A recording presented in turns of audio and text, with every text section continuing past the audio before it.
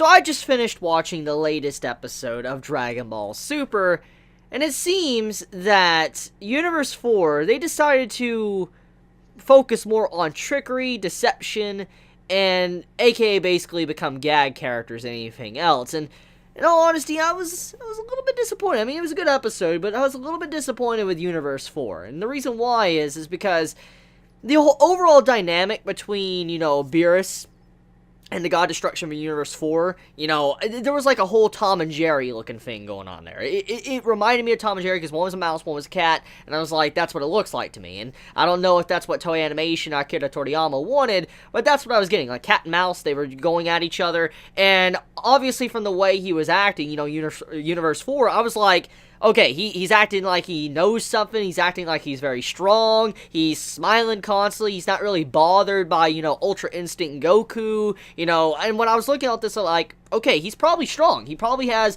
a very strong team. I mean, we do know that he had, like, some form of two individuals that were missing we haven't seen before. So, like, okay, he must have two really strong characters. That's going to be ridiculous, since he wasn't really afraid of Ultra Instinct Goku.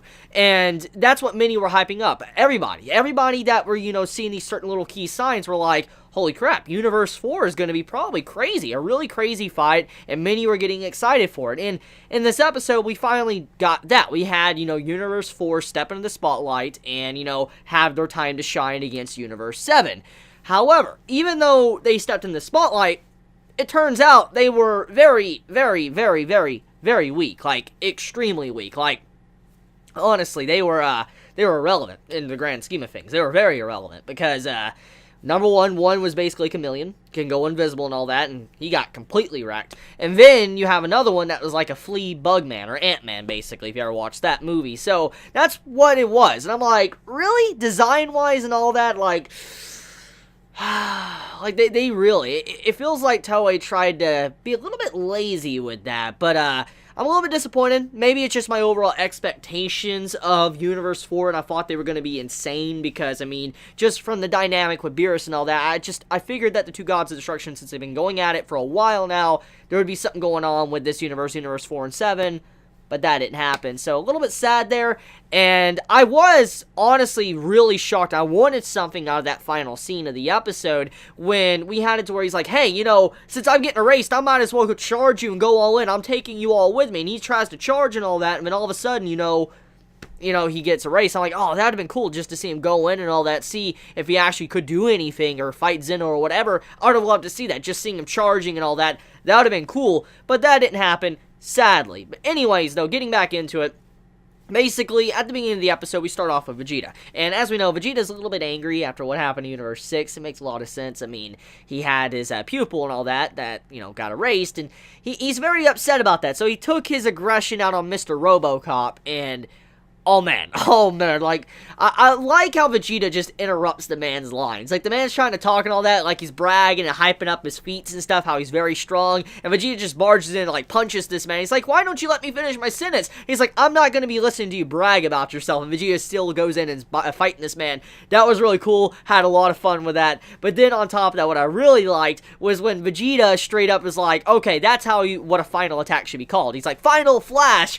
and then he knocks this man way out and all that. I laughed at that. I straight laughed because just seeing how Vegeta was mocking this man's technique, how he had final in the name, and he's like, my technique has final, and it's the true final part of a technique. Love that. Love Vegeta. As I said, I'm a little bit biased when it comes to Vegeta. I admit that.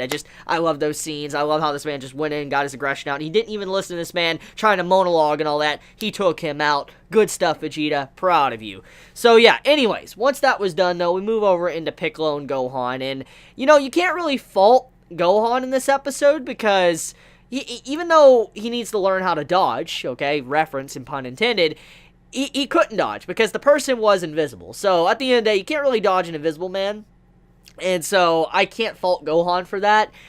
But still, Gohan was, overall thinking very smart with Piccolo of how to outsmart this dude that was invisible, which I was very happy with. I was very pleased with how Piccolo came in, he used destructive capability, blew up a big area around him and all that, but then on top of that, I also like the fact that, Gohan came in, started using, like, Ki Blast, and, drawing up smoke and stuff, to where you can see when the man moves around in the smoke. I love all this little stuff going on. I love, Piccolo and Gohan working together. It is something that I've been wanting to see for a very long time, and I think everybody at the end of the day are probably going to be very satisfied with Piccolo's involvement in this arc. I mean, even though Piccolo was eliminated, I'm satisfied with what role Piccolo had to play. Number one, Piccolo's episode last week was amazing. I mean, when the man had, like, that Kami vision and Nell, I was like, yo, that was a really good scene. And he got up, started helping Gohan and stuff, Special Beam Cannon. Just that entire episode last week was really good. For anyone that's a fan of Piccolo and a fan of Gohan and also a fan of both of these characters working together, last week's episode was for you. And there was some aspects in this episode that also focused on Piccolo and Gohan, which is very fun. So, I mean, even though Piccolo got eliminated, I think I'm satisfied with what role he had to play. I wish I could have had more of him in this arc, but I mean, when I think about what he has done and what role he has played and how he spurred on Gohan and he has given some good pep talk to him and all that, I love Piccolo's role, so I think it's okay if he sits this one out. I'm sad to see him get knocked out like that, but things happen, and Universe 7 does need to lose people, because when we really think about it, Universe 7 has been on a roll. They're knocking everyone out like it's nothing, and so we do honestly need to lose a couple. And if I had to assume anything, the last ones remaining on, the team when, we've reached the conclusion, it's probably going to be Frieza, Goku, and Vegeta and Gohan. Those are the four I think that are going to be remaining at the end. If I had to assume anything, I'm going to assume Frieza and Goku are going to be the last ones to remain. I know I'm a Vegeta fan, but I admit when it comes to Toei, I know how they like to make, Vegeta kind of play the second fiddle and stuff, pun also intended, and so I could definitely see the man getting eliminated. Getting to see Frieza and Goku take down someone, I know it's bound to happen. And if there is only two that's going to be remaining, if it's not Frieza, it's going to be Goku and Gohan, because the ending song, when you see them both charging and all that, that's the only other, thing I could possibly bring up. So anyways, with that being said, though, let's talk about how Piccolo is taken down. So, Piccolo, he got brought down because of the Bugman. Now, it's an honest mistake, because he did focus on, the energy, the ki, and that's why he missed, and then he got thrown off balance and then knocked off the ring. It's an honest mistake, and I don't necessarily fault Piccolo, but I was a little bit disappointed in one aspect, and that is Piccolo's incredible hearing. It's one of the biggest traits of Piccolo's character for a very long time. If you are acquainted with Piccolo as a character, then most likely you know that Piccolo has very good hearing. It's a big thing that has been a reoccurring thing for a very long time in the series, and I was a little bit disappointed in the fact that Piccolo didn't use his hearing to actually beat the Invisible Man, but also on top of that beat the Bugman, because Piccolo, even though he sends the bug dudes like ki and all that, he could have easily have heard the man hopping around. You know he could have, because Piccolo has that good hearing. I was a little bit disappointed with that, because Piccolo should have been able to deal with that, but it didn't happen in the end. It's an honest mistake how he lost, but even then, though, I was just disappointed in Toei's part, because they could have easily have used that for Piccolo's advantage to win those fights and make perfect sense. So yeah, let's end it at that. Let's talk about the preview for next week's episode. So, Universe 3 is going in, the Robot Squad, Robo Squad. I think the name is Megazord. I think that's what people have been telling me the name of it is, Megazord or something like that. I could be wrong there. If I have the name wrong, correct me in the comments below. But, robots fusing. Makes sense. I mean, it's not the first time we've seen this in Dragon Ball. I mean, think about it. Let's think about some movies. Let's think about, Dragon Ball Z. I mean, when you look at all this type of stuff, obviously, fusion for androids, cyborgs, whatever, it's a thing. It's happened. So, it's nothing unexpected. Now, it does appear, by looking at the preview, that the fusion of the three robots are working together. It seems like they're near blue level. Now, I could be wrong about this. The preview could just be, lying to us and making us speculate that. But from the preview, it looks like they are strong as blue or even stronger than blue. And it's going to take Goku and Vegeta to work together with Gohan there as well to be able to bring them down. That's what I'm assuming because of the way that scene looks. Because the way the preview is done. But also another thing I want to point out. I'm going to assume, I'm just going to take an educated guess, and I'm going to assume that these androids, cyborgs, robots, whatever title you want to throw on them, okay, I'm going to assume that they have the capabilities of absorbing energy.